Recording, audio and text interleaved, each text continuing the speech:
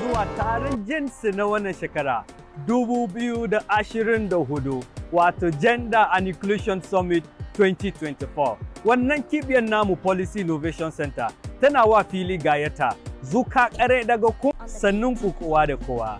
Mun kawo muku gaisuwa da kowa gayata zuwa taron jinsi na wannan shekara 2024 wato Gender and Inclusion Summit 2024. Wannan kibiyar namu Policy Innovation Center tana wa fili gayata zuka kare daga kungiyoyi daban-daban ku zo mu haɗa kai. Burinmu shine mu tattauna hanyoyi da za mu rage talauci a Najeriya. Mun gode, sai mun ganku.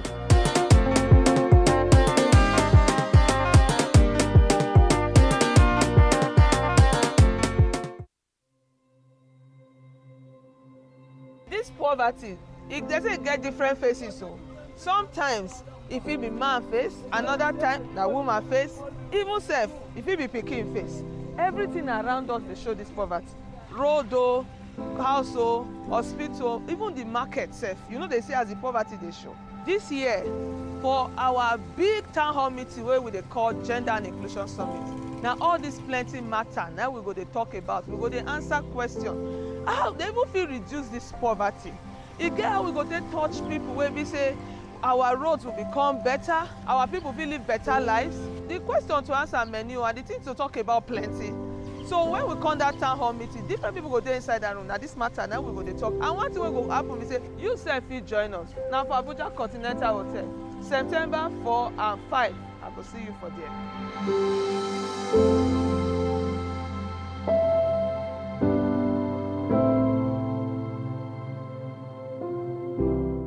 Bonjour à tous, je m'appelle Simon Jonah et je suis ravie de vous inviter au sommet sur le genre et l'inclusion. Cette année, nous nous concentrons sur la reimagination des parcours et des partenariats inclusifs en matière de genre pour la réduction de la pauvreté. Et devinez quoi? Le sommet s'adresse à tout le monde. Donc, que vous soyez un décideur politique, un défenseur ou simplement quelqu'un qui est passionné par l'idée de faire une différence, venez travailler ensemble pour créer un changement durable. Merci et rendez-vous là-bas. Habari, jina langu ni Dr. Mary Jimo kutoka PIC. Nina furaha tele kuwakaribisha Abuja na kuwakaribisha Nigeria. Tutakuwa tukiongea maneno ya kuhusu umaskini katika Gender Summit 2024 hapa Abuja. Tunataka kuongea kuhusu vile umaskini inabadilisha maisha ya watu hapa nchini na vile tunaweza kufanya suluhisho ili watu watoke kutoka hii umaskini. Karibu Abuja, karibu Nigeria. Asante.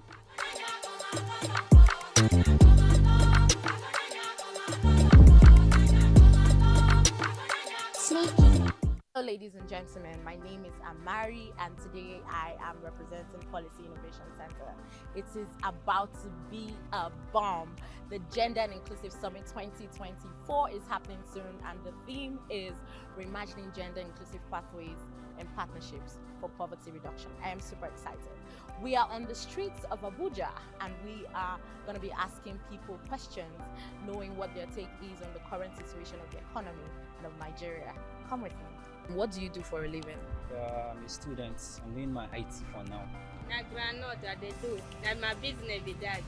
I'm a barber, as you can see. Yes, sir. I'm an entrepreneur. I have some basic skills based on the hardship of the country. I'm a businessman. Okay. How do you think the cost of living has affected your work and your general livelihood? So many people are hungry. Oh. To survive now, you see some people walking the streets, you think they are sick. It's a lie. Oh. They are hungry. Oh. So this economy is bad now. Our government should find solution. Oh. Seriously, Nigeria is worse now. It's still getting worse now. Things are just, I don't know how to put it, but things are worse now. Well, due to the nature of my business, it's not really affecting to me based on it's things that are related to food. People must eat. People must eat. So if you want to live, you have to buy and eat. So to me, the things is not affecting person like me, but I don't know about that. But people are complaining, especially customers. Before now, the price of things in the market used to be like very, very good for sellers and buyers. Like business ideas used to like help a lot of people, but now it's just crazy. Money no dey, aunty. No money. I carry groundnut, 6 cents money. I no fit sell am.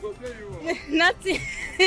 Market no dey. People no go fit buy am because our money no dey. Say we fit do, both us or both government or both anybody wey get money o. Wetin you feel say we fit do to help the country? Make the country may help us, make them reduce the fuel. Okay.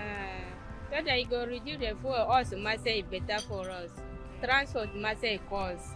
To carry and come. And the transport dey affect wetin we dey sell, ba? Yes, if affect well. Now how much? Now 1,000 carry and come here. Hey. It can help in so many ways. For starters, price of fuel can come down. Okay. Great job opportunities. Okay. If that's possible.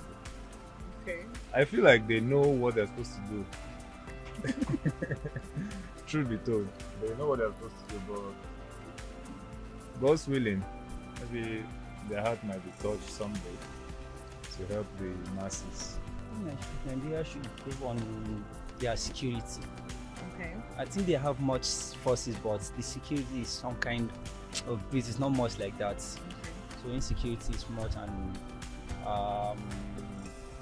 kidnapping issues. Okay. The nature of the government, no matter what you said, they can't do anything. They are on their own. They do what they like. Even though I say they should do something, they can't do anything. So we'll be watching them. It's just what I believe that, on a good day, if youth or the citizen can analyze and do the needful. If not, government cannot do anything. And we are done. Thank you for joining us.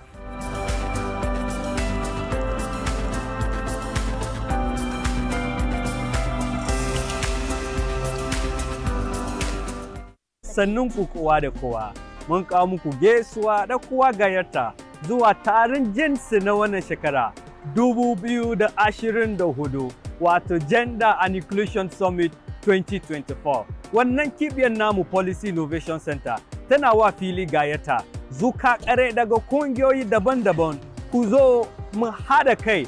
Burinmu shine mu tattauna hanyoyi da za mu rage talauci a Najeriya. Mun gode, sai mun ganku.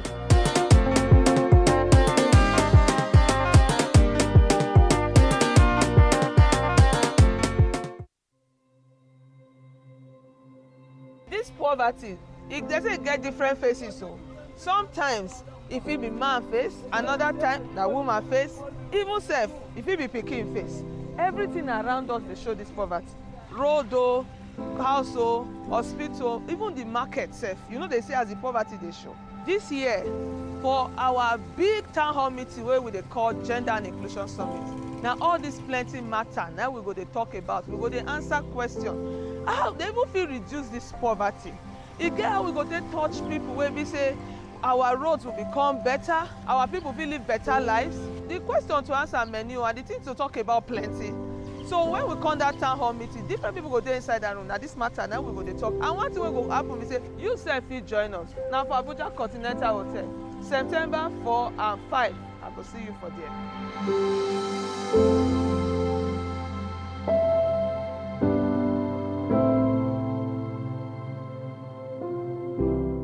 Bonjour à tous, je m'appelle Simon Jona et je suis ravie de vous inviter au sommet sur le genre et l'inclusion. Cette année, nous nous concentrons sur la reimagination des parcours et des partenariats inclusifs en matière de genre pour la réduction de la pauvreté. Et devinez quoi? Le sommet s'adresse à tout le monde. Donc, que vous soyez un décideur politique, un défenseur ou simplement quelqu'un qui est passionné par l'idée de faire une différence, venez travailler ensemble pour créer un changement durable. Merci et rendez-vous là-bas. Habari, jina langu ni Dr. Mary Jimo kutoka PIC. Nina furaha tele kuwakaribisha Abuja na kuwakaribisha Nigeria. Tutakuwa tukiongea maneno kuhusu umaskini katika Gender Summit 2024 hapa Abuja. Tunataka kuongea kuhusu vile umaskini inabadilisha maisha ya watu hapa nchini na vile tunaweza kufanya suluhisho ili watu watoke kutoka hii umaskini. Karibu Abuja, karibu Nigeria. Asante.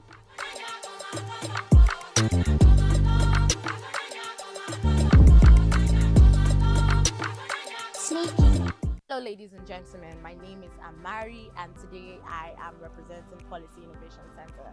It is about to be a bomb. The Gender and Inclusive Summit 2024 is happening soon and the theme is reimagining gender inclusive pathways and partnerships for poverty reduction. I am super excited. We are on the streets of Abuja and we are going to be asking people questions, knowing what their take is on the current situation of the economy and of Nigeria. Come with me. What do you do for a living? I'm a student. I'm doing my IT for now. Na groundnut that they do. That my business be that. I'm a barber, as you can see. Yes, sir. I'm an entrepreneur. I have some basic skills based on the hardship of the country. I'm a businessman. Okay. Finance. How do you think the cost of living has affected your work and your general livelihood? So many people are hungry. Oh. To survive now, you see some people walking the streets, you think they are sick. It's a lie. Oh. They're hungry. Oh. So this economy is bad now. Our government should find solution. Oh. Seriously, Nigeria is worse now. It's still getting worse now. Things are just, I don't know how to put it, but things are worse now. Well, due to the nature of my business, it's not really affecting to me based on it's things that are related to food. People must eat. People must eat. So if you want to live, you have to buy and eat. So to me, the things is not affecting person like me, but I don't know about that. But people are complaining, especially customers. Before now, the price of things in the market used to be like very, very good for sellers and buyers. Like business ideas used to like help a lot of people, but now it's just crazy. Money no dey, auntie. No money. I carry groundnut, 6 cents money. I no fit sell am. Nothing. Market no dey. People no go fit buy am because our money no dey. Say we fit do both us or both government or both anybody wey get money. Wetin you feel say we fit do to help the country? Make the country may help us, make them reduce the fuel. Okay. So that you go reduce the fuel, also must say it better for us. Transport must say cost. To carry and come. And transport they affect wetin we dey sell, ba? Yes, it affect well. Now how much? Now 1,000 carry and come here. Hey. It can help in so many ways. For starters, price of fuel can come down. Okay. Great job opportunities. Okay. If that's possible. Okay. I feel like they know what they're supposed to do.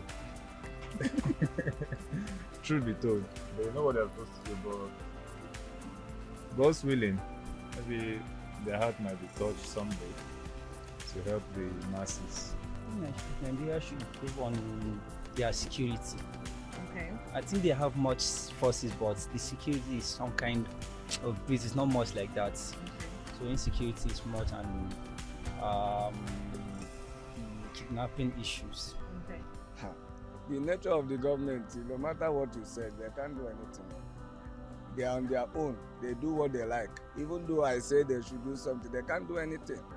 So we'll be watching them. It's just what I believe that, on a good day, if youth or the citizen can analyze and do the needful. If not, government cannot do anything. And we are done. Thank you for joining us.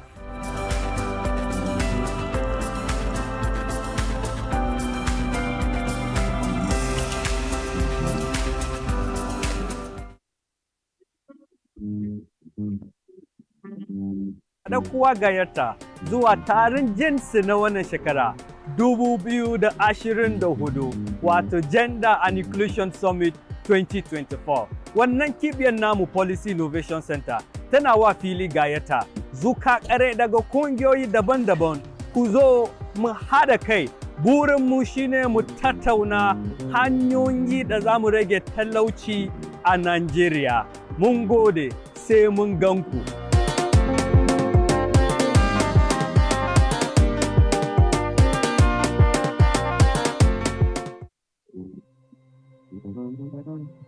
This poverty, it doesn't get different faces. So sometimes if it be man face, another time na woman face, even self if it be pikin face.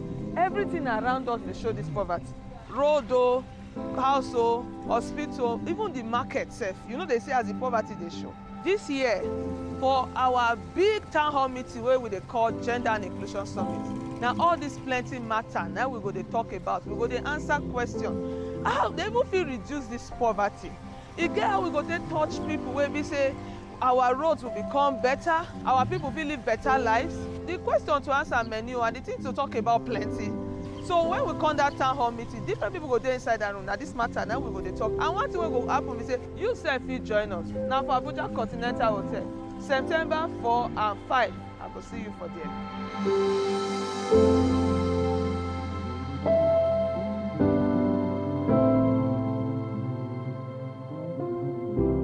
Bonjour à tous, je m'appelle Simon Jona et je suis ravie de vous inviter au sommet sur le genre et l'inclusion.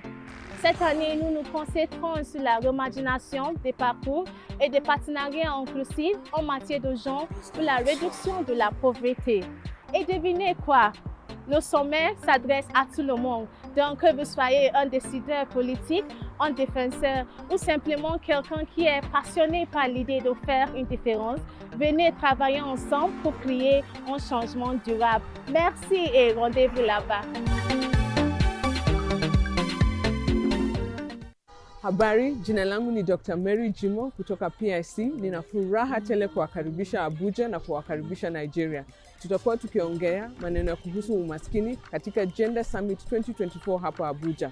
Tunataka kuongea kuhusu vile umaskini inabadilisha maisha ya watu hapa nchini na vile tunaweza kufanya suluhisho ili watu watoke kutoka hii umaskini.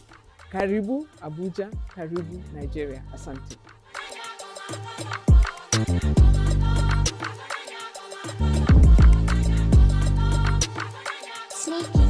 Hello ladies and gentlemen, my name is Amari and today I am representing Policy Innovation Center.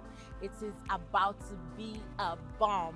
The Gender and Inclusive Summit 2024 is happening soon and the theme is reimagining gender inclusive pathways and partnerships for poverty reduction. I am super excited. We are on the streets of Abuja and we are going to be asking people questions, knowing what their take is on the current situation of the economy and of Nigeria. Come with me. What do you do for a living? I'm a student. I'm doing my IT for now. Na groundnut that they do. That my business be that. I'm a barber, as you can see. Yes, sir. I'm an entrepreneur. I have some basic skills based on the hardship of the country. I'm a businessman. Okay. How do you think the cost of living has affected your work and your general livelihood? So many people are hungry. Oh. To survive now, you see some people walking the streets, you think they are sick. It's a lie. Oh. They're hungry. Oh. So this economy is bad now. Our government should find solution. Oh. Seriously, Nigeria is worse now. It's still getting worse now. Things are just, I don't know how to put it, but things are worse now. Well, due to the nature of my business, it's not really affecting to me based on it's things that are related to food. People must eat. People must eat. So if you want to live, you have to buy and eat. So to me, the things is not affecting person like me, but I don't know about that. But people are complaining, especially customers. Before now,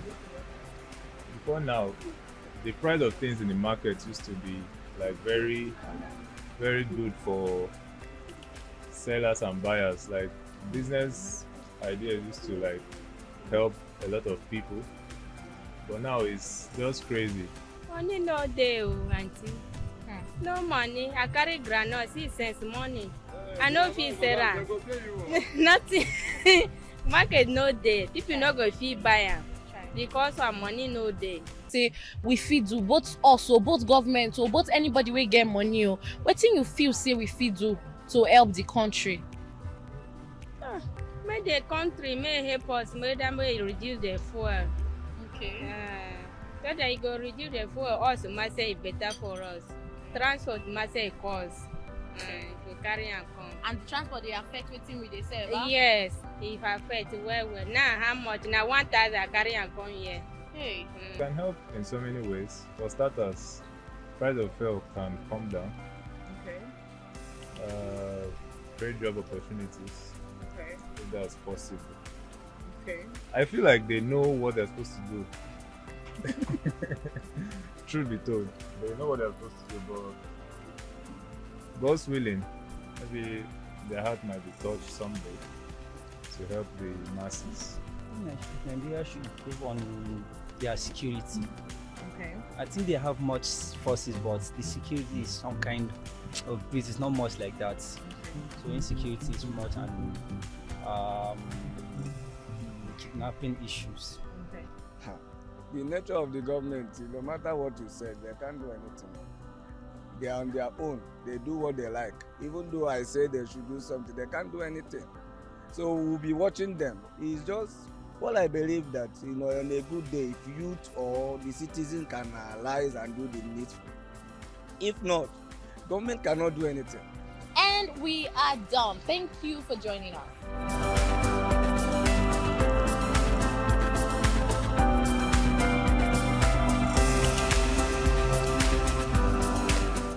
Sannunku kowa da kowa, mun kawo muku gaisuwa da kowa gayyata zuwa taron jinsi na wannan shekara 2024 wato Gender and Inclusion Summit 2024. Wannan kibiyar namu Policy Innovation Center tana wa fili gayyata zuka kare daga kungiyoyi daban-daban ku zo mu haɗa kai. Burinmu shine mu tattauna hanyoyi da za mu rage talauci a Najeriya. Mun gode, sai mun ganku.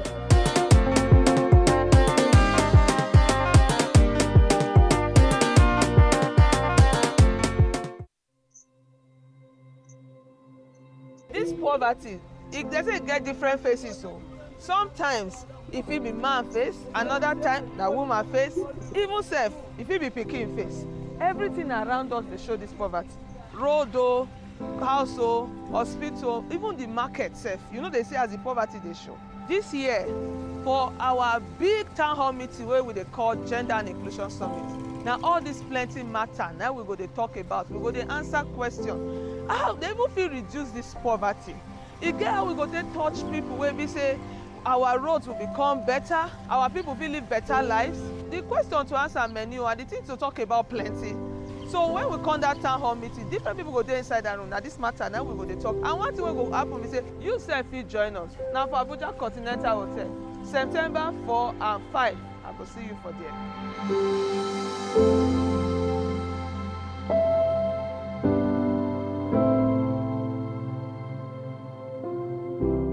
Bonjour à tous, je m'appelle Simon Jona et je suis ravie de vous inviter au sommet sur le genre et l'inclusion. Cette année, nous nous concentrons sur la reimagination des parcours et des partenariats inclusifs en matière de genre pour la réduction de la pauvreté. Et devinez quoi? Le sommet s'adresse à tout le monde. Donc, que vous soyez un décideur politique, un défenseur ou simplement quelqu'un qui est passionné par l'idée de faire une différence, venez travailler ensemble pour créer un changement durable. Merci et rendez-vous là-bas. Habari, jina langu ni Dr. Mary Jimo kutoka PIC. Nina furaha tele kuwakaribisha Abuja na kuwakaribisha Nigeria. Tutakuwa tukiongea maneno kuhusu umaskini katika Gender Summit 2024 hapa Abuja. Tunataka kuongea kuhusu vile umaskini inabadilisha maisha ya watu hapa nchini na vile tunaweza kufanya suluhisho ili watu watoke kutoka hii umaskini. Karibu Abuja, karibu Nigeria. Asante.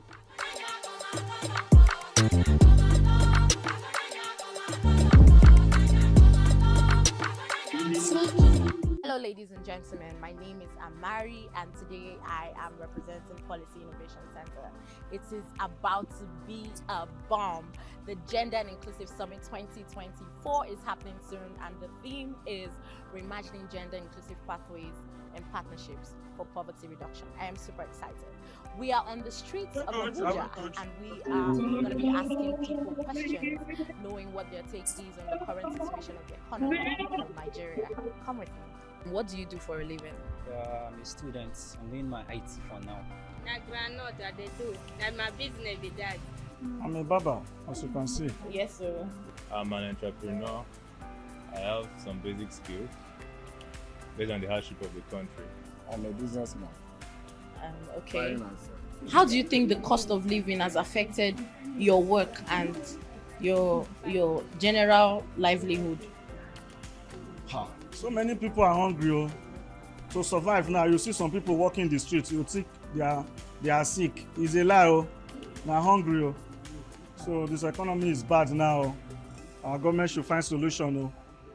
Oh. Seriously, Nigeria is worse now. It's still getting worse now. Things are just, I don't know how to put it, but things are worse now. Well, due to the nature of my business, it's not really affecting to me based on it's things that are related to food. People must eat. People must eat. So if you want to live, you have to buy and eat.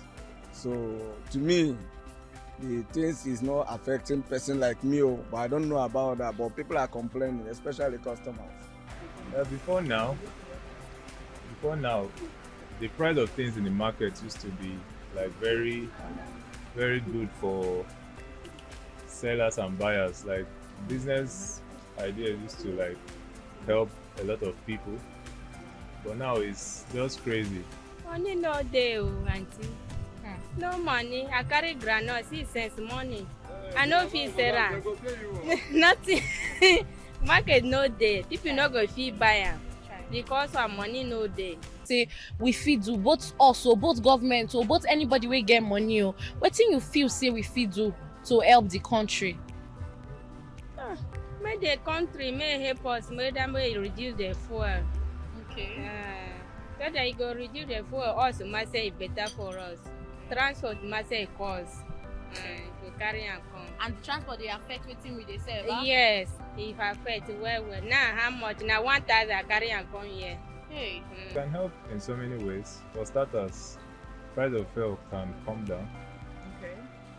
Okay. Great job opportunities. Okay. If that's possible. Okay. I feel like they know what they're supposed to do. Truth be told, they know what they're supposed to do, but God's willing, maybe their heart might be touched someday to help the masses. Nigeria should improve on their security. Okay. I think they have much forces, but the security is some kind of breeze. It's not much like that. So insecurity is much and kidnapping issues. Okay. The nature of the government, no matter what you said, they can't do anything. They are on their own. They do what they like. Even though I say they should do something, they can't do anything. So we'll be watching them. It's just what I believe that, on a good day, if youth or the citizen can analyze and do the needful. If not, government cannot do anything. And we are done. Thank you for joining us.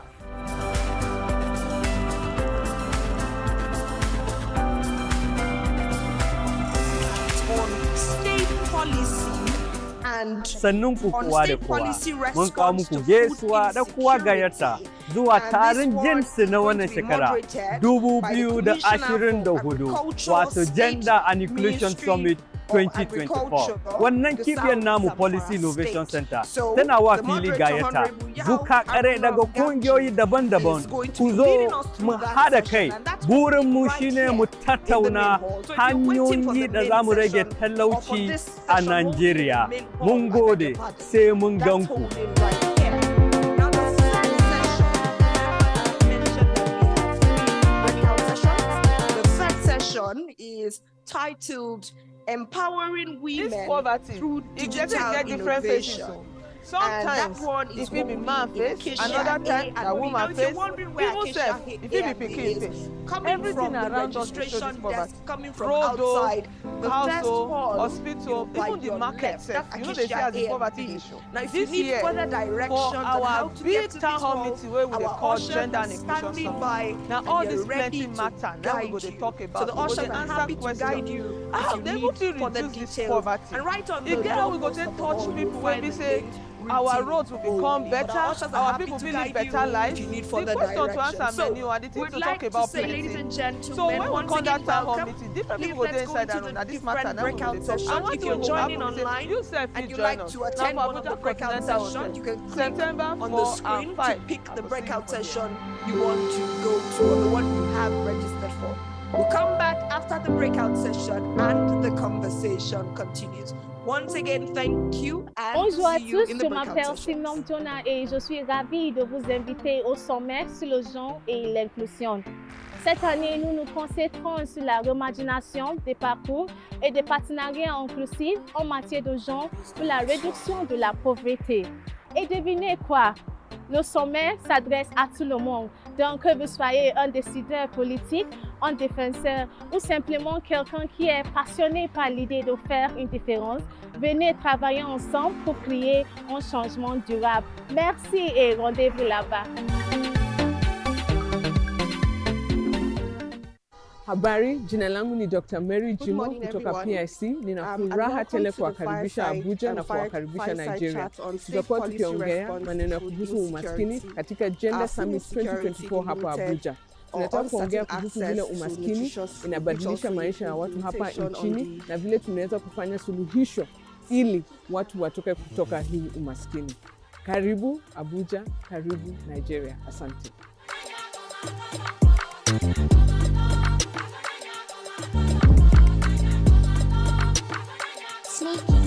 Hello, ladies and gentlemen. My name is Amari, and today I am representing Policy Innovation Center. It is about to be a bomb. The Gender and Inclusive Summit 2024 is happening soon, and the theme is reimagining gender inclusive pathways and partnerships for poverty reduction. I am super excited. We are on the streets of Abuja, and we are going to be asking people questions, knowing what their take is on the current situation of the economy and of Nigeria. Come with me. What do you do for a living? I'm a student. I'm doing my IT for now. Na groundnut I dey do. Na my business be that. I'm a barber, as you can see. Yes, sir. I'm an entrepreneur. I have some basic skills based on the hardship of the country. I'm a businessman. Okay. Finance. How do you think the cost of living has affected your work and your general livelihood? Ha. So many people are hungry. Oh. To survive now, you see some people walking the streets, you think they are sick. It's a lie. Oh. They're hungry. Oh. So this economy is bad now. Oh. Our government should find solution. Oh. Seriously, Nigeria is worse now. It's still getting worse now. Things are just, I don't know how to put it, but things are worse now. Well, due to the nature of my business, it's not really affecting to me based on it's things that are related to food. People must eat. People must eat. So if you want to live, you have to buy and eat. So to me, the things is not affecting person like me, but I don't know about that. But people are complaining, especially customers. Before now, the price of things in the market used to be like very, very good for sellers and buyers. Like business ideas used to like help a lot of people, but now it's just crazy. Money no dey o, aunty. No money. I carry groundnut 6 cents money. I no fit sell am.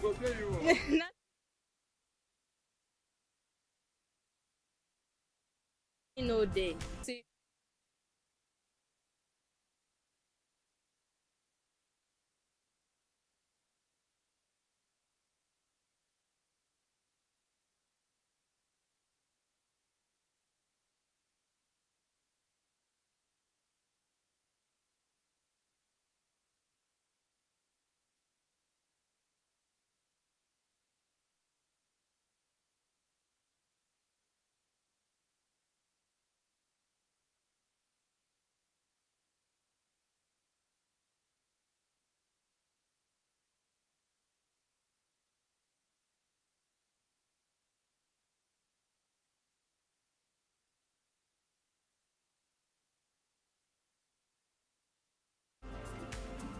God's willing, maybe their heart might be touched someday to help the masses. Nigeria should improve on their security. Okay. I think they have much forces, but the security is some kind of breeze. It's not much like that. So insecurity is much, and the kidnapping issues. Okay. The nature of the government, no matter what you said, they can't do anything.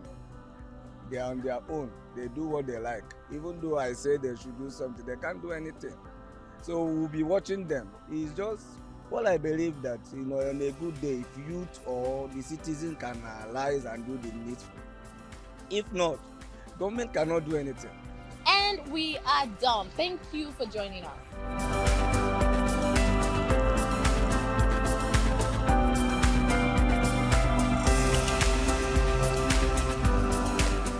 Sannun ku kowa da kowa, mun kawo muku gaisuwa da kowa gayyata zuwa taron jinsi na wannan shekara 2024, wato Gender and Inclusion Summit 2024. Wannan kibiyar namu Policy Innovation Center tana wa fili gayyata zuka kare daga kungiyoyi daban-daban ku zo mu haɗa kai.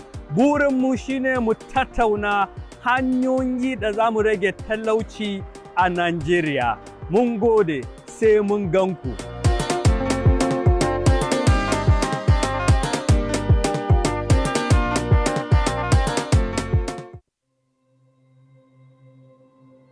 This poverty, they say get different faces. So sometimes if it be man face, another time na woman face, even self if it be pikin face. Everything around us they show this poverty. Road o, house o, hospital, even the market sef. They say as the poverty they show. This year, for our big town hall meeting wey we dey call Gender and Inclusion Summit, na all this plenty matter na we go dey talk about. We go dey answer question. How they even fit reduce this poverty? E get how we go dey touch people wey be say our roads will become better, our people will live better lives. The question to answer many and the thing to talk about plenty. So when we come that town hall meeting, different people go there inside that room. Now this matter, now we go dey talk. And one thing we go happen, we say, you sef fit join us. Now for Abuja Continental Hotel, September 4 and 5, I go see you for there.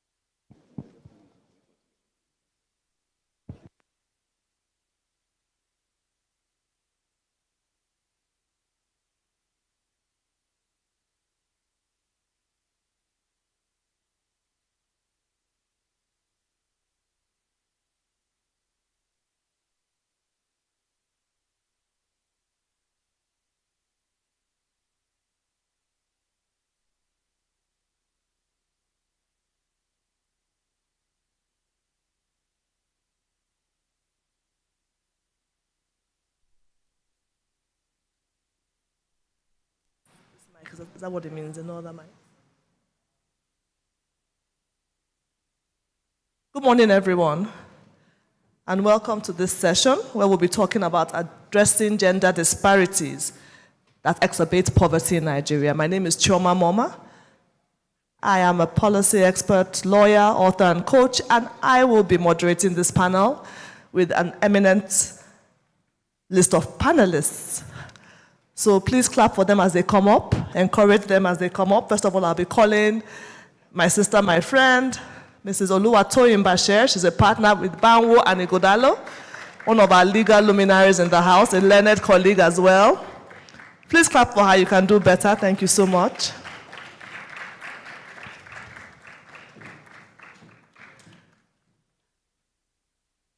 Then next of all, I'll be calling Dr.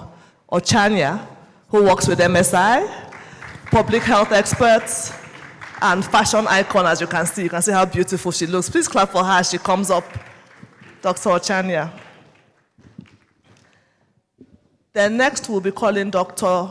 Tobiloba Moody, an intellectual property expert. He's a director with WIPO. Please clap for him. He's the lone man on our panel, And we love when we have men around us. What can we do without the men? Very little. We always need the men to be around us. Welcome, Dr. Toby. We also have Dr. Maureen Chukwu. I don't know if she's here. I haven't met her. Is she in the house? And Miss Orode Odoahan. Maybe they're still on their way. Maybe they'll join us later. But we're going to just kick off straight away and start with our panel with those who are here with us. Thank you for joining us. If you have friends who you think need to hear about this topic, please, you can send them a message to join us as we talk about this very important issue and how it affects Nigeria.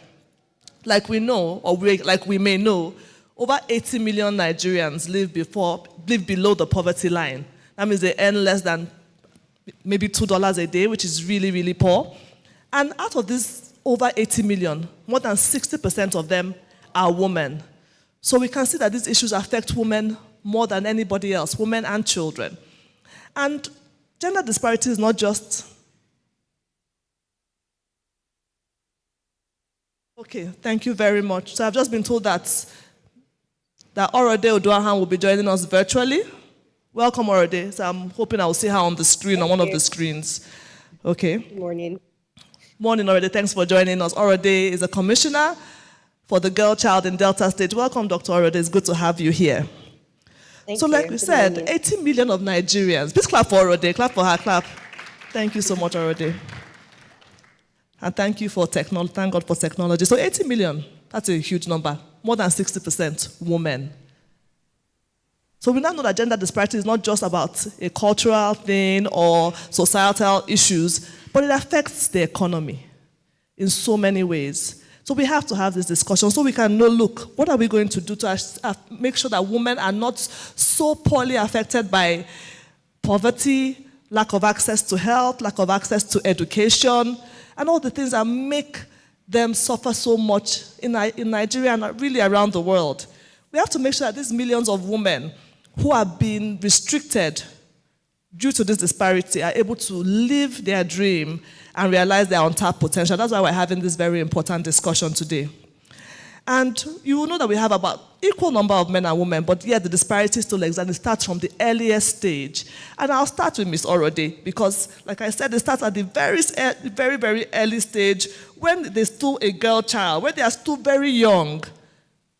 Ms. Orode, dealing with the girl child, how can we ensure that, apart from education, because education is one of the important, apart from education, how can we ensure that there are things like mentoring and other things that will help our girl children thrive, help them be bold, help them rise up to the challenge and live above the poverty line? What are the things that we can do as a society to impact on the girl child, apart from education? Because that's one of the obvious ones, and I will allow you to talk about that later.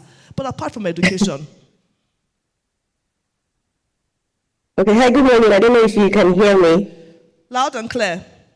Oh, fantastic. Good morning, everyone. It's awesome to be here this morning. You know how you said education is the obvious one? I would say yes, so we would leave education to the side. But I also think that one thing that we can do, or I would refer to Delta State, and one thing that I know that we're doing here to support girl child improvement or development is like what you've mentioned, things like mentoring and diversifying education. Education is the foundation, so we can't really run away from it. But what sort of education are we giving these girls to ensure that it's not the regular traditional method that they're growing up? So we're learning to diversify the sort of education that girls around us here in Delta State are getting. So we're big on things like vocational training, for example, right?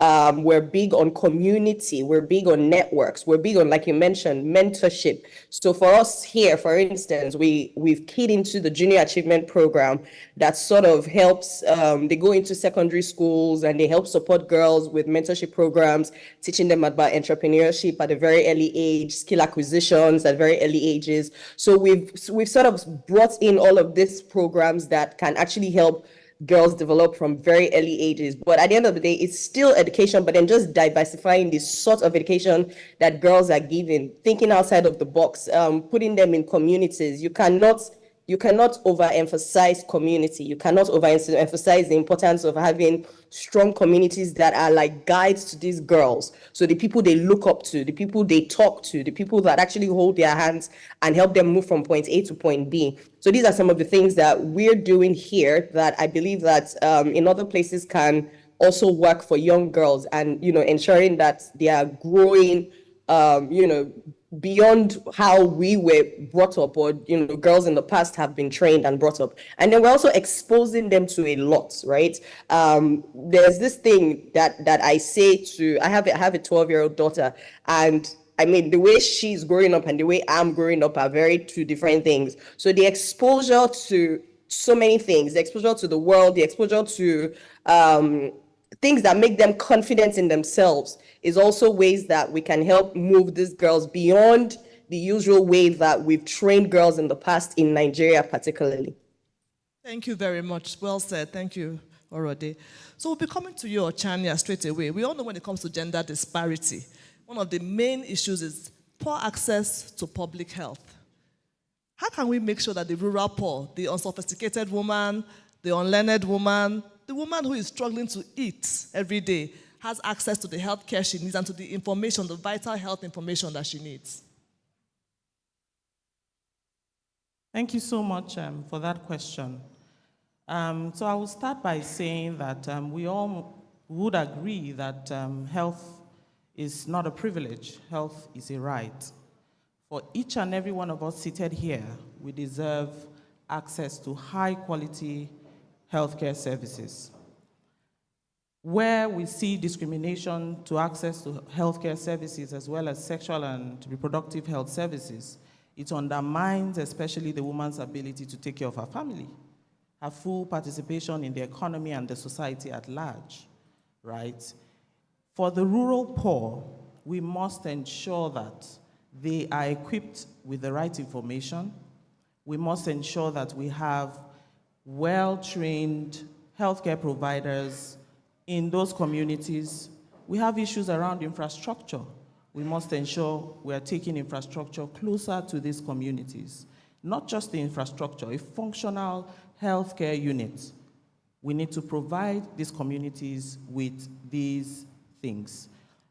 Not just the infrastructure, they must have the drugs, they must have commodities, to be able to provide services in those communities. We would have to also institute demand generation activities so that the women and the men in these communities would also have the agency to take up services.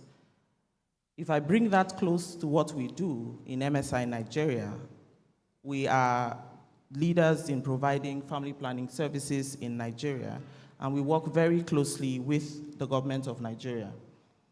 For us, our commitment is to leave no one behind. So we ensure that we push boundaries.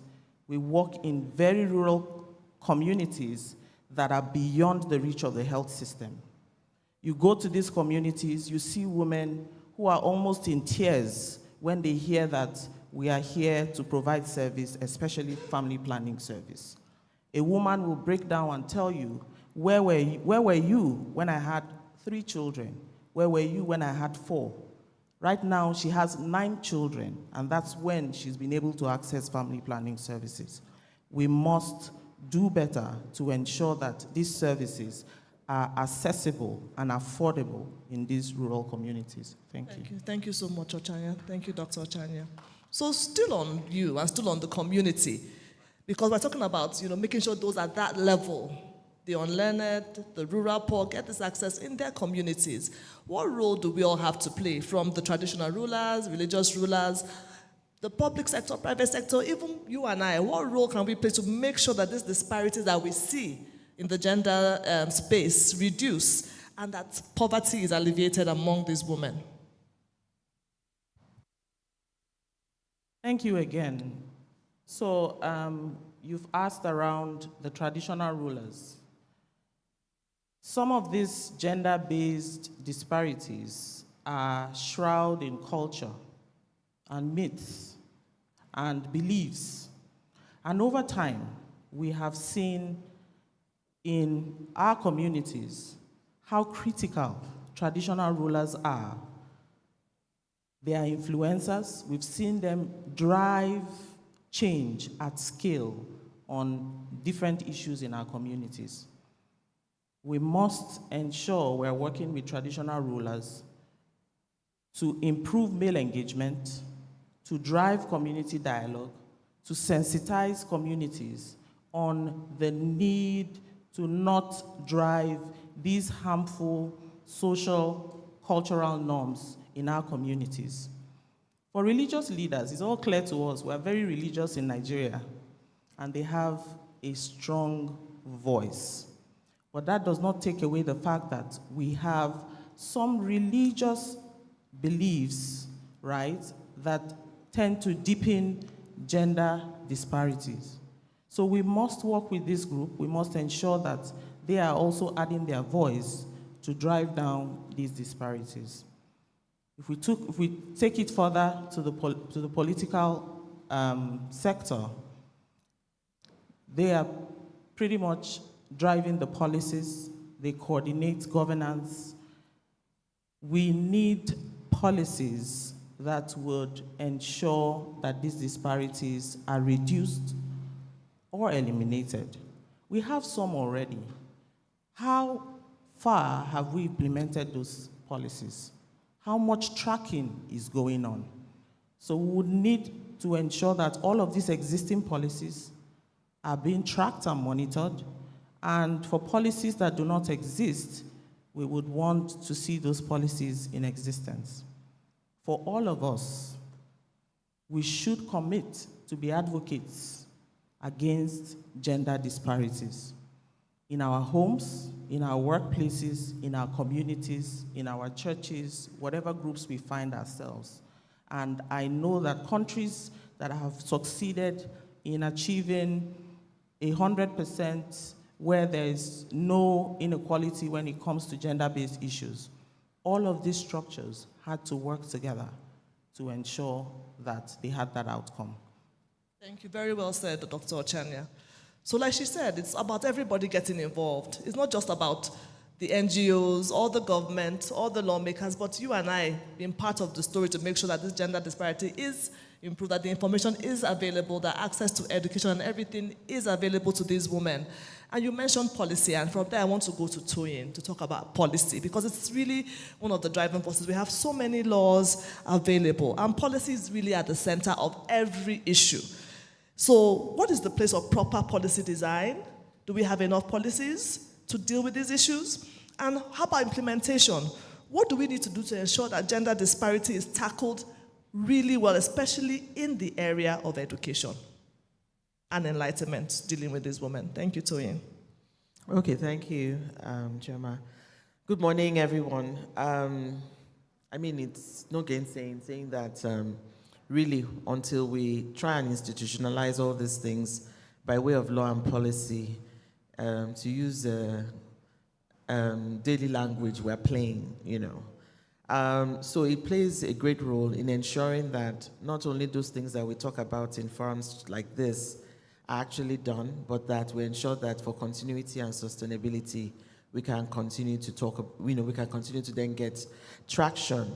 So in terms of what we can put in place to ensure that we tackle gender disparities, because we're looking at it really from what we have today and what we can do on a going forward, which is why I really appreciated the topic, is really about pushing forward. So firstly, I mean, we already identified that one of the things that women have to grapple with has to do with economic disparities. And so we need to see how we can ensure that we have legislations in place which tackle economic disparities. And that can include, you know, things like gender quotas for leadership. Yesterday we had a session on the political space. But beyond the political space, we're talking about every sector. And I'll use an example. Some of you may be aware that in the banking sector, there's a guideline by the central bank basically prescribing a quota for women directors on the boards of banks. And I'm sure also quite a number of people are aware that in the last couple of years, you've seen women managing directors emerge in the banking industry, but you can't really see it for the others and see what that has done. Very recently, the Nigerian Bar Association had an annual conference. The opening plenary session, and I was so very proud to see this, was the group of women managing directors of banks. That was the opening plenary at the Nigerian Bar Association annual conference. And it was a very enlightening and also very delightful for the women in the room, especially the young ones, to see them in positions of power. So really, until we then move and have this mandatory gender quotas in different spheres, we really will not be able to see the right level of traction that we require. Same thing for equal pay for equal work. We still have this whole disparity in relation to gender pay. Statistics that I saw recently for United Nations says that it's going to take globally 257 years for us to bridge the global pay. So we really need to have legislations also in place which prescribe, because you see, the point I was making that these things are not going to be done because we've been having rhetorics and conversations about these things. It's not new. I'm sure, as I said, that it's not new. But then how are we going to get traction? This is the conversation that we're having today. This is why I was saying that until we have, so we have Iceland. I understand that Iceland is one of the strongest countries that have legislations that actually prescribe. Not just prescribe, if you have 25 employees and more, you must actually justify that you have equal pay. You must present it. You must get a compliance certificate. That is how stringent they have. And then so many other countries have adopted this. And we've seen a correlation between having those legislations in place and economic prosperity for women. So you can see the direct impact of those legislations on the economic side. Then we also have anti-harassment laws. Now, the only one that really comes to mind that is targeted is the one that I think maybe some of us are familiar with, the ones on tertiary education. It's the law of 2021 prohibiting sexual harassment in tertiary establishments. Now, this is the only targeted, focused one. And why tertiary? Knee-jerk reaction. Of course, some people saw the videos and about what was happening in our universities. And really good that we took a proactive approach, that the government did this and actually passed this. Of course, implementation is a different thing, but it is there. It is a pretty good law. It doesn't have any statutory limitation. They can report it anytime. It doesn't say that in 1 year or in 2 years. It's a very good law, but it's the reach, the breadth. Why only tertiary when we know that this is applicable across? So when we have that, and in fact, I'm starting to look at statistics on what that is doing. It's actually having an effect. And we're looking at probably seeing how studies will show. So imagine if it cuts across, again, mandating formal sectors, having anti-sexual harassment policies in place to ensure that women are able to do well in the environments in which they find themselves. You see, until those things are made mandatory, we find that you have non-compliance levels to be pretty high. So those are some of the issues that we face. And then maybe also in relation to parental leave, also how women are discriminated against in terms of maternity leave. And in fact, the world is even pushing that it should be gender blind, that we need to have those sort of laws that actually recognize that men can contribute in relation to such matters and encourage them to take that space. But then the women that actually are in that space, also encouraging them and not penalizing them.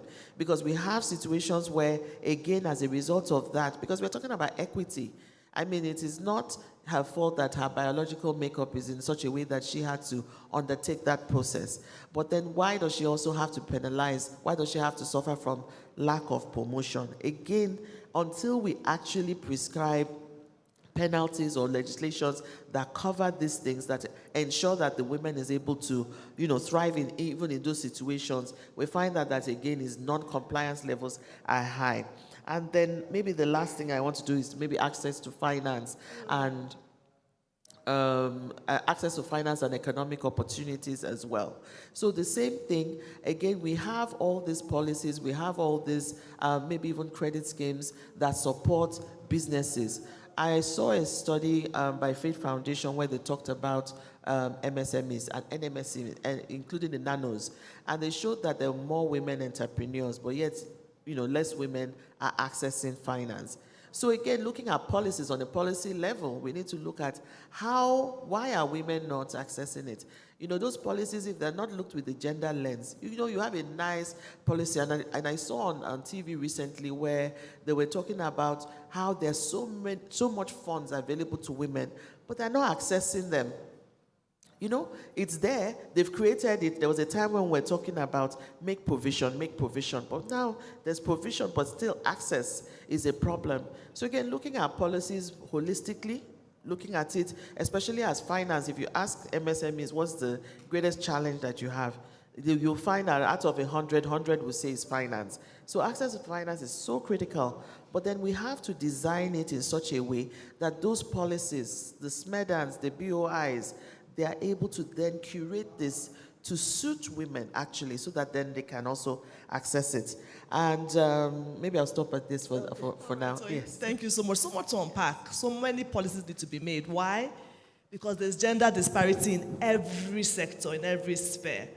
And I like that you mentioned access to finance, because I'm going to come to Dr. Toby now to talk about intellectual property rights. Because one of the downsides is that when women are not able to monetize their innovations, they lose out big time, and the cycle of poverty continues. How can we get this poverty cycle to be broken and alleviate poverty? How can we get women to understand that there's money to be made from their innovations, from their creation, and from things that they actually create as women? Thank you very much, Chairman, and thanks again to the organizers. Good morning, everyone. I think it's such a critical aspect, and when I was thinking about the topic, and just how thinking about poverty eradication, one of the key things that we know drives wealth is property, ownership, the rights that people have over the things that they own, whether it's a vehicle, it's land, it's real estate. That's really how we see wealth grow in most societies, and this is as far back as human society has existed. And I think when we talk about intellectual property, we're again speaking about forms of property. And it's a system that rewards this intangible forms of property. So moving away from the ones that you can really see, but we're looking now at the ones that, things like your creativity, your innovation, it's the creations of the mind. And statistics might want to show us, when you look at, for example, registered patents, it might want to show you that women are not very innovative. You might see like 17% of women named on international patent applications. And we know that that's not the truth. So what really is happening? Is it that women are not filing patents? Is it that women are not innovating? Let's look at even the creative scene. We might think about musicians, we might think about authors. You can't say that women are not fantastic creatives, you see. But then there's still a disparity in how much women are getting from the system. And when we're talking, I started with the lens of property, because I want you to also understand that when we're talking about things like innovation and creativity, it's a form of property that can be owned, that people make money from, and it transforms lives. And so I think it's very important to be able to look at why is it, or what exactly is happening that women are not also being able to tap fully into their creation. And I started with the question, is it that women are not creative? Is it that women are not innovative? I don't think so. I think that evidence would suggest to us otherwise. Rather, what's happening is I think there's a lot of societal barriers that women are facing. I'm so glad that the commissioner spoke about what they're doing in Edo State. And it's clear that targeting young ladies, women from the ground, early stage, and helping people to see that the ideas they own are valuable. These are things that change societies, and that they can actually earn profit and reward from it. They can own it. A tragedy that we've seen in the past in the IP system, for example, is that a lot of female innovators were not allowed to name themselves on the patents. And so it's either their husbands or somebody else, a male figure, that will be the one able to put in their name. And so again, you see that even though the woman can come up with the innovation, it's given to someone else in the aspect of commercialization. And so I think that one of the work that we have been doing as an organization is to try and close this gender gap. And so we have what we call the IP Gender Action Plan. And what we've been doing is in 3 ways trying to tackle that. First is we try to work closer with governments to be able to say, how are you supporting women through policies? I mean, my dear sister has Tonya has spoken extensively about the policy, the role of policies. But how are we infusing this gender lens in our policies?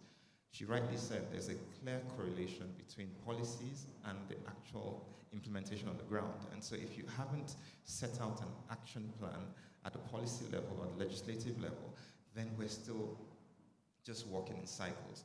And so we're working very closely with governments at the patent offices, especially around IP, to say how are we trying to close that gender gap. Something we see in the IP lens, for example, that is a lot of women, especially in countries like Nigeria, the innovation and the creativity that they express, you see it also in rural societies. And so at the rural level, you can have traditional knowledge that is passed from generation to generation. You have women telling stories to their children, stories about the healing properties of plants, stories about how things can transform them, about seeds, and then you find that down the line, bigger companies are able to come and access this knowledge about the healing properties of plants, create products, market them at expensive rates, and these women are never acknowledged or recognized. And I think even at that level, we recently had a law just passed around traditional knowledge and genetic resources, and it's really trying to also say that even at the rural levels, the contribution that women make needs to be recognized. And so we also need to look at community protocols and how women in such, at the rural levels, are recognized for their contributions. I think the second thing that the action plan does is it tries to conduct more research. And so we have been organizing a number of research initiatives, and we even have one coming up in November. Again, the call is still out, but it's just for researchers, economists who wish to engage in this conversation, to be able to look at where are the IP gaps and how can we close that. And of course, the final one is direct empowerment. And I think one of the things we do is to now have projects and programs that are directly trying to impact and speak to the women on the ground. And in that lens, we've had a number of community initiatives.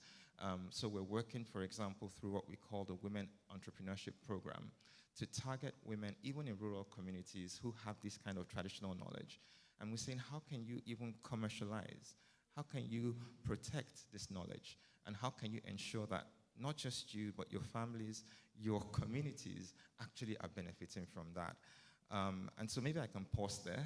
Happy to speak a bit more, but I think it's very important. Can we clap for WIPO? Because they're doing a whole lot and it's quite commendable. Just think of it, your auntie in the village might be able to get something for that herb that she's using to heal people, that has been in your family for decades. Because what we see nowadays is that you see something that you've been using for hundreds of years and somebody will, go abroad, patent it, and say it's a new thing. Maybe it's, chewing stick. I saw it on Amazon the other day. It was like we've been using that for centuries. So it's good that we're actually being proactive and reaching those people in the grassroots. It's really commendable. So I'm going to go back to the Commissioner. Orode, are you with us? I'm here. Awesome. I'm here. So I like that everybody has spoken about education and the girl child, but how early it starts. And when we look at our out-of-school numbers, Nigeria has the highest number. It's really, really awful. When you think about it, about 18 million children at primary and secondary school level are out of school. And out of that 18 million, over 60% are young girls. What can education do? how can education, and I want to just hammer on education, even though we've all spoken about it in different ways. How can it be used to challenge this gender norm so that women are able to come out? Because the truth is that, like Dr. Moody said, even the confidence to say, I did this is my creation. Because as a woman, you speak out, you're seen as an angry woman, or you're being too forward. But as a man, you're seen as bold. So what can we do to make sure that the girl child, through education, understands that she can speak for what she believes in and for what she has done, and she should take ownership for the things that she has done, and so many other things that will help reduce this gender disparity that we talk about and improve the levels, and reduce the levels of poverty? Thank you. So I believe that education is very important, right? And it does help with mindset reorientation, sensitization. But I would like to say that I think that the one thing that is a gap or a problem or a challenge, for lack of a better word, is the amount of representation that they get to see or experience. I'll give you an example. I got into politics when I was 31, for instance. And I remember someone saying to me at the time, a mentor saying to me at the time, already you need to be very conscious about who is carrying your file into the room, right? So basically, who is hand-holding you and ensuring that you as a young woman coming into politics, you sort of succeed. Because we can reorient them, we can open their mindsets, but then there are still barriers that are there that makes it almost impossible for all of these things that we are doing, projects, programs, policies, whatever it is that we're putting in place to be implemented. So I think we need to really look at how women are represented in different areas across Nigeria. In Delta States is I don't know if I'm supposed to say this out loud, but the representation for women in politics, for instance, is very, very low. In Nigeria as a whole, the representation is very, very low. So even if we do programs, we do projects, we do all of these things, and we put structures in place to get them implemented, we need people who can actually push for these things to be implemented. And if you have 100 men and 1 woman in the decision-making room, it's almost impossible for anything to happen. So we can't do a lot around education. We can orient their minds, which we're doing here. We can open up, expose them to so many things, make sure that there are no out-of-school children. We have a program here that is called Delta Marshal. So they make sure they go around communities, those girls or boys who are, hawking in the streets in the morning, they make sure they get back to school. There are so many programs in place. But then at the end of the day, when it comes to girls, if we're narrowing it to the gender, it's how many people are in those decision-making rooms that ensures that all of these programs, all of these projects, all of these things that we're doing or working hard to do actually get implemented and are sustained. So yeah, I think we really need to circle back around the amount of representation that women get, particularly in decision-making rooms, or else everything that we're working hard to do, and we are promoting the girl child. I'm also in charge of humanitarian affairs here and women empowerment. All of these things that we're doing, I'm able to push so much because I know the pains that women face in my state. So I can go to the room and I can ensure that things happen. But then if that's not present in so many other areas, we'll continue to see failures. We'll continue to see things not moving the way we want them to move. So yes, I think that's yeah. That's key. That's so key. Thank you so much, Orode, because truly, who are the people making the decisions? At the end of the day, we do all we need to do, attend all these conferences, hear the information, but who are the policymakers? Who are the people who are wielding the pens and making the things happen? And with that, I'm going to come back again to Toyin once more, because we need to really double down on on female representation, like she said. And we have the laws. I was in Kenya recently, and I saw that most of the posters for the last election, there were so many women. And I wondered, why are we not seeing that in Nigeria? Is there anything that legally we can do, or we can, that can help increase this number so that we can get women to actually sit behind and make these laws and policies that will help reduce this gender disparity that we speak about so often? Just 1 minute, Toyin. Okay.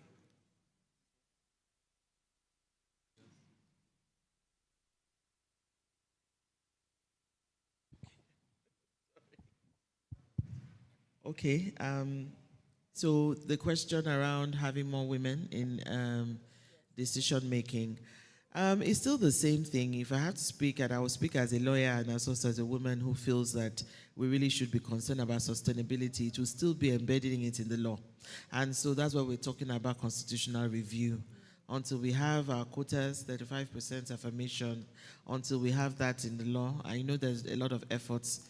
There was a panel discussion about that yesterday, which was discussed exhaustively.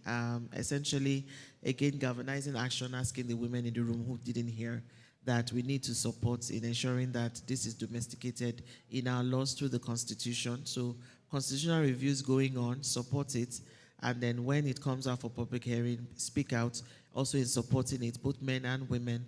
There are economic reasons why it is important for us to be there. We've talked about it extensively as well. There's so many reasons. And then what is costing to us, really, that's the most important thing.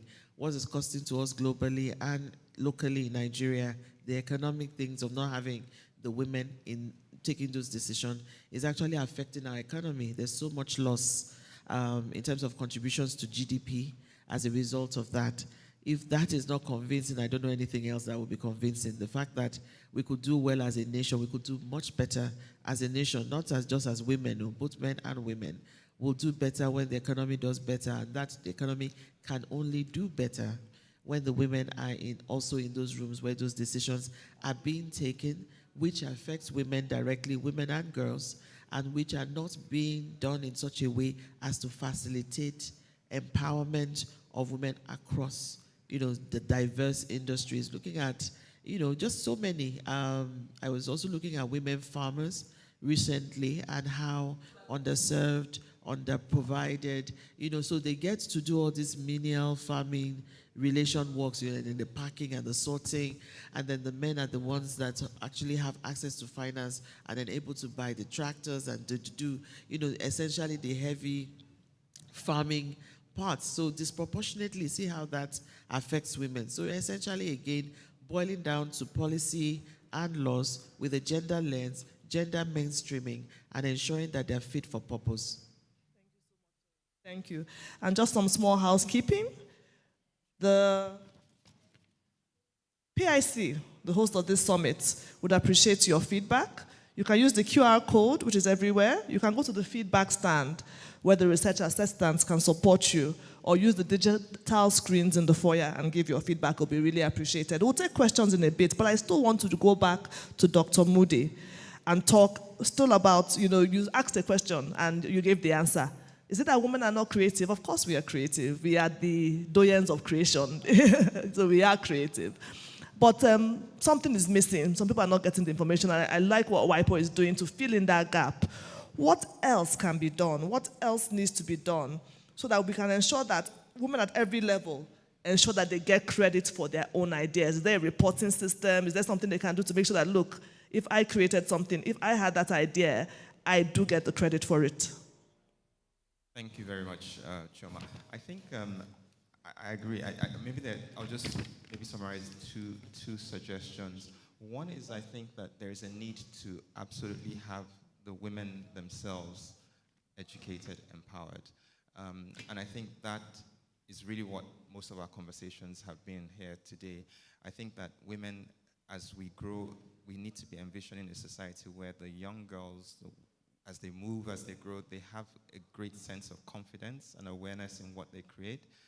We don't think it's just a women problem, to be honest, especially around IP. We still think that there are some communities that generally the population is not so much aware that they can own and fully tap into the wealth that's attached to their creations and innovations. And so, but I think that especially around sciences, and we have targeted programs for women in science, in STEM, just because we think that there's a gap there as well, where a lot of ladies... Thank you. Thank you for reading my mind. I was going to say gender inclusion, which is all about this program. And I'm so happy that the commissioners are all here. We're going to really be engaging them at the state levels for AWITA, Association of Women in Trade and Agriculture. Can I go on? Okay. And all my state coordinators are here, so as you are coming down from that stage, they are going to be holding you, sirs. However, my concern has been on inclusion. Sorry about that. It's from All the next hall. that have been spoken by everybody. No one has mentioned the cluster or the pit that is upon. Okay, thank you. Please round up, sir. Distribution.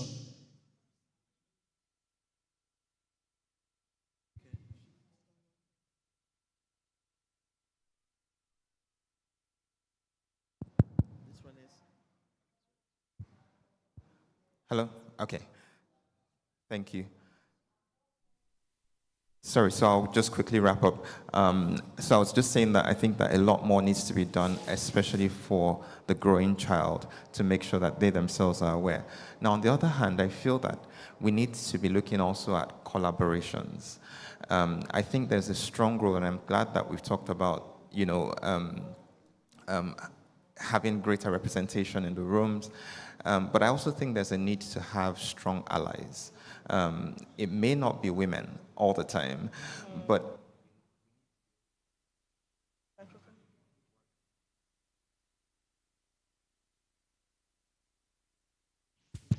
okay, I think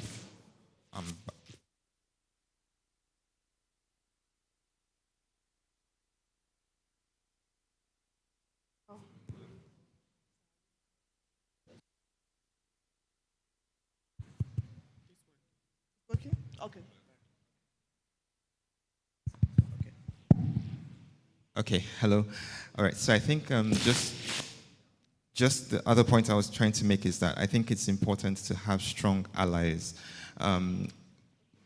associations, people who can also and who also share the same vision.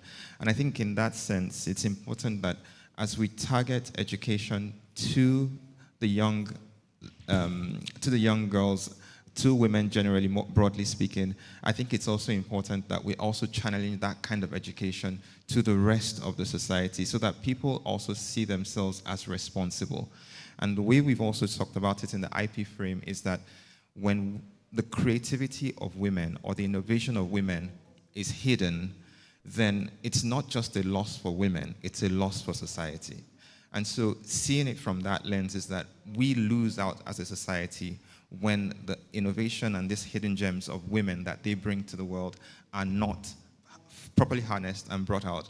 So we as a society collectively are losing, and as such, we should see it as a collective responsibility. Thank you very much, Dr. Modu. It is a collective responsibility. Everybody has a part to play, and of course the he's have to be there for the she's as well, and for those who are excluded. Talking about exclusion, you mentioned financial inclusion briefly too, and I want you to just talk about it briefly because it's something that is so important. When we're talking about poverty alleviation and things that exacerbate poverty, and we're talking about gender disparity, financial inclusion cannot be ignored. It's one of the main solutions. Can you just briefly just talk on that, and then we'll go to, we'll take some questions because we have a few. Okay, so there's been a lot of talk about financial inclusion. I think, again, looking at the room, I'm sure that we've had several projects that have been targeted about financial inclusion, and I keep referring back to our topic, is about how we're tackling all these inequalities and how we're ensuring we can move forward. So benefits of financial inclusion, we know that you can then, be able to have an account, you can be able to be empowered, women will have agency, they will be able to, be able to make form better decisions. But one of the issues around this is the fact that it's been fragmented.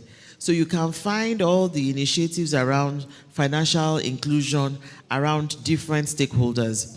But then more recently this year, the government, under the office of the Vice President of Nigeria, then is coordinating the whole economic and financial inclusion agenda for the government. So for the first time, all the stakeholders, when we're talking about in terms of the banks, we're talking about CBN, we're talking about several, and including the ones that are focused on mobile money, mobile banking, they're all in a room. This is being coordinated by the technical advisor to the president on financial inclusion.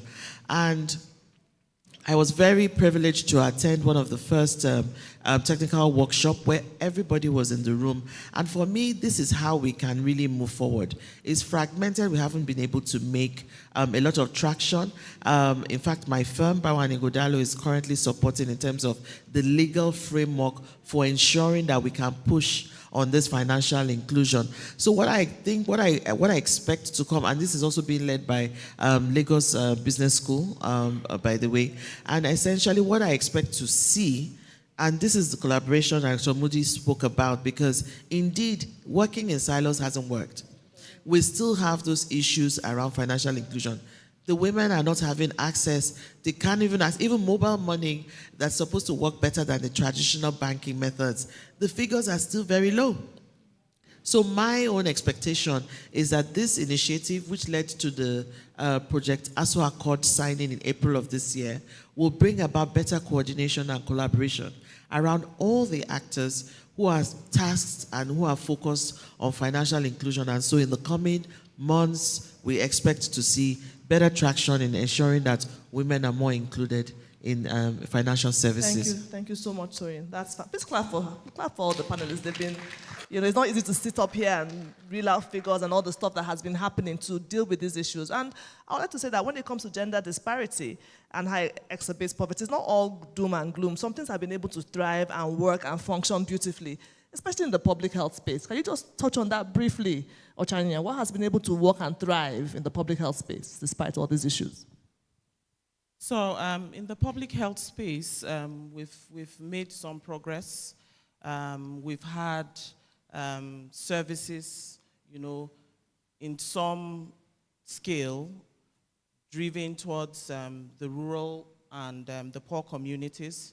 Like I mentioned when I first spoke, if I bring it home to my organization, MSI Nigeria Reproductive Choices, if I just look at the work that the mobile outreach teams are doing on a daily basis, it's amazing.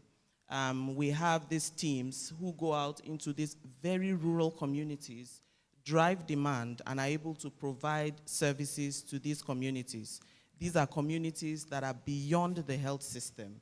We've had some policies that, that have been put together and I would say have been implemented to certain levels, but I know that as we continue to put on this gender lens, we'll continue to make progress. The health outcome is very closely related to these gender-based disparities. It is so clear. If a woman is hungry and cannot take care of herself or her family, that cycle continues. She would have a daughter who might get married at 12, and that poverty cycle will continue. My other colleagues have spoken, education is so key, even when it comes to public health. Having the right information, having the right agency. If I bring it home to public health, there are some conversations that as a nation, we shy away from. But we all must be vocal when it comes to these disparities. That's the way we will make the change. We must hear men talking about these issues, not just women talking about these issues. We must hear critical influencers, the government, the traditional leaders, the religious leaders, add their voice to amplify, be advocates against these gender-based disparities. Thank you so much. So much, Doctor. Please clap for Dr. Ochanya. Clap for this beautiful panel. There's so much to be said, but the truth is that we don't have all the time in the world. So we're going to just take a couple of questions from the audience or from those online. We can read the questions out. Does anyone have a question? Yes. So okay? Yeah. Okay, let's take from here first. Okay, so we'll take one from the front. We also have a question online. Okay, so let's take the person in the front first, then we'll do the online person. Good morning. My question is to Dr. Ochanya. Is family planning free? Okay. Thank you so much for that lovely question. Family planning, to a large extent, is free. The outreach teams that I spoke about provide free family planning services. That is through MSI Nigeria. In the public sector, to a large extent, family planning is free. What clients, and that is dependent on the PHC, They would collect money for iodine or cutting wood, but to a large extent it's free. The national policy, right, has it that family planning should be free. And that's why I spoke about the need for us to track the implementation and monitor the implementation of these policies. In fact, for disabled people everywhere in the nation, people living with disability, family planning should be free and accessible whenever they need it. Thank you. Okay, so we'll play with the... Sorry, just one question. Please, it's still on this family planning. We were talking about the institutionalization of the law. Maybe we should make the law so that the family should be completely free. Because somebody that doesn't have money, I go to family planning and say, Madam Patient, bring money for iodine, bring for jig, bring for hand gloves, bring for this thing. So we should separate it. If I'm going to family planning, I shouldn't go and pay for folder because I'm there. Family unit should be separated from the facility. Let me just go to family planning and get my services. That's my suggestion. Thank you very much. That is a very good suggestion. Please clap. Thank you so much. And we'll take the online question. Okay. We'll take the online question, and then we'll take the other question so we can take them all at once. Okay, so I think this question is directed to Dr. Moody. And she's saying, in addressing gender disparity, how can collaboration between government, local businesses, and international organizations, both small and large, be enhanced to create sustainable solutions for increasing female representation across different industry? Then on collaboration, she said, can you share some successful examples of such partnership and how can they be scaled to drive broader impact? Okay, before he answers, let's take the last question. Thank you very much, panelists. I think when you were talking, you laid the emphasis on education, knowledge sharing, and on both sides. But we have a largely illiterate population. A lot of our conversations are very high level. The people that we need to serve are not in the room. We do have, yes, NGOs, partnerships, and co that go and do clusters in some of these places. It's not enough. How do you get the representatives on board? Very good question. Thank you. Because they are the ones who have direct access with these people. They speak the language. Me and you are here speaking high-level English. They don't know it. So you get my question, Abi? Yes, fantastic question. And I'll have Dr. Orode Oduahan answer that. Before she answers, Dr. Moody, can you answer your question?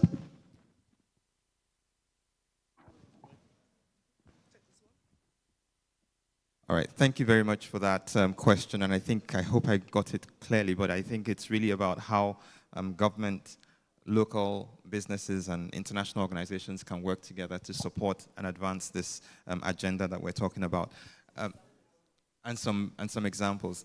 So I was just going to highlight maybe just two quick examples from what we've been doing at WIPO. We have had, in the Nigeria office, for example, we've been able to organize what we call this IP and Business Women's Summit. And what we do is we bring the government stakeholders together. Earlier this year, we were able to work also with WIMBIZ, which is a very large association representing women. And we had that opportunity to dialogue. We created a platform, and coming out from that process, we're very glad to see the kind of collaborations that really came through. A lot of women asking questions, but beyond that, the community that was formed, I think gave an example of what we're doing. Now, we've also been able to collaborate with other international organizations. So we have a program we're running with the World Trade Organization. We have one we're doing with the International Trade Center, which is the She Trades initiative. We also have one with the UN Trade and Development, that's UNCTAD, on E-Trade for Women initiative, also supporting local women in their places to be able to export and access foreign markets with their programs. Now, in this context, maybe the last thing I'll just say is that we've also been able to make available courses free of charge. This is distance learning courses, e-learning courses. We understand that there are some women that will not be able to access those ones, but we've been able to do this free of charge to women who are seeking to gain more knowledge and gain empowerment. The latest tool that we have is a digital box that will be able to get into rural communities where there is no internet facility, translated courses in local languages that women, again, on the ground will be able to use. So I'm just trying to highlight some examples, but I do agree with the questionnaire that that collaboration is key, because no matter what we do, at the end, it's the government that will drive these things, and at the same time, it's the people that will hold the government accountable. Yeah. Thank you very much for answering that question. Thank you. And Dr. Orade, are you there? I am. Is Orade there to answer her question? Okay, please go Can you hear ahead. me? Oh, okay. So I think it sort of ties into what Dr. Lee. Sorry, there's an echo somewhere. Okay. I think it ties into what Dr. Moody has said again around collaboration and how these things can get trickled down to the lowest of the lowest people. So I will just give an example of what we do here and how we ensure that these things actually get trickled down. So we are working, one program I'll give an example with, we're working with Enterprise Development Center and the Mastercard Foundation at the moment to support girls across the state, 18 to 35, with entrepreneurship training, skill acquisition training, and whatnot. So what we've tried to do, or what we've done to make sure that, you know, ownership is taken by the people who are supposed to own this project, is we ensure that every house member, so in Delta State, every we have 25 local government areas, and every local government has a house member. In some local governments is 2, because there are 2 constituencies in that local government. So as a house member, it's your duty and your responsibility to own that project in your local government area, right? In collaboration with the local government chairman. And then also we were able to partner with EDC to make sure that the learning materials are as simple as possible. So even the LMI learning that you can use your USSD code to learn on in a smart or a non-smartphone is translated in the pidgin language so that people who are not able to understand English can learn. But I think it goes back to the ownership. So what we do is we ensure that the representative of that LGA owns the program across the state. So it's your duty to make sure that the program is happening in your local government area. It's your duty to make sure that people are participating in the program. And then at the end of the day, there's a central reporting system, there's central data gathering back to the ministry. But for every program that we want to make sure goes down, and it's not just for my ministry, also for things like health. I know with the Ministry of Health here as well, if they want to make sure that it goes to the rural area, they take the representative of that local government area who has to work in turn with the local government chairman and works in turn with the councillors across the different wards. So we take our program all the way to the ward level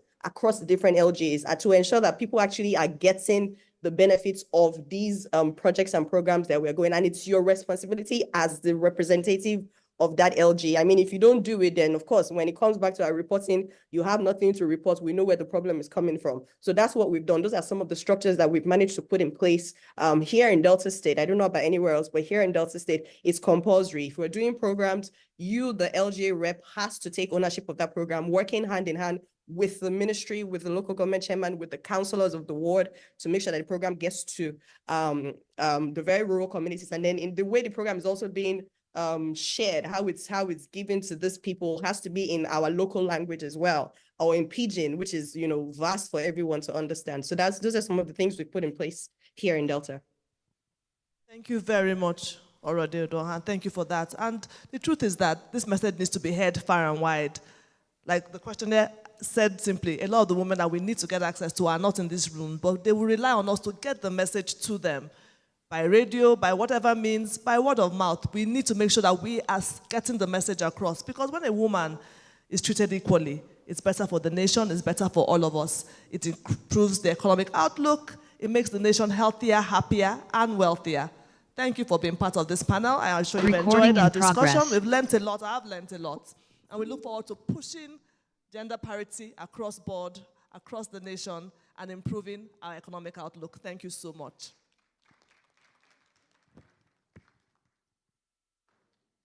We'll take our pictures now, the panel.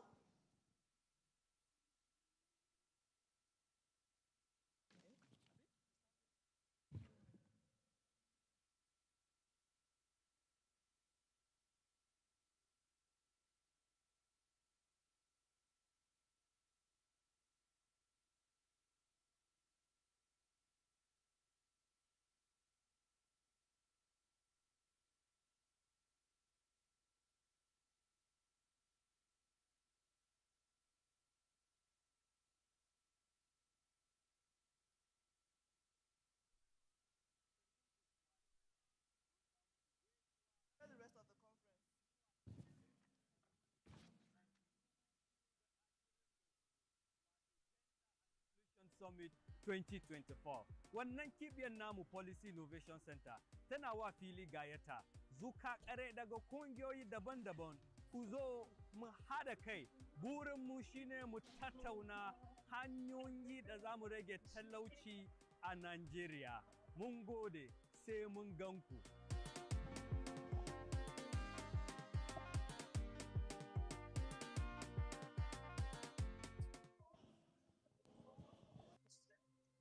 This poverty, it doesn't get different faces. So sometimes if it be man face, another time na woman face, even self if it be pikin face. Everything around us dey show this poverty. Road o, house o, hospital, even the market sef. You know they say as the poverty dey show. This year, for our big town hall meeting wey we dey call Gender and Inclusion Summit, na all this plenty matter na we go dey talk about. We go dey answer question. They even